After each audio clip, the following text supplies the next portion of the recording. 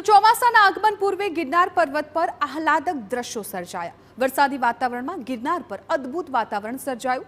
ત્યારે મોટી સંખ્યામાં ભાવિકો રોપવે દ્વારા ગિરનાર પર દર્શન કરવા માટે આવતા હોય છે।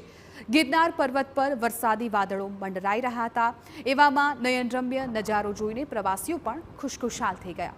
ગિરનાર ઉપર વાદળો નીચા દેખાવા લાગ્યા અને પ્રવાસીઓમાં આ વાદળો આકર્ષણનું કેન્દ્ર બન્યા।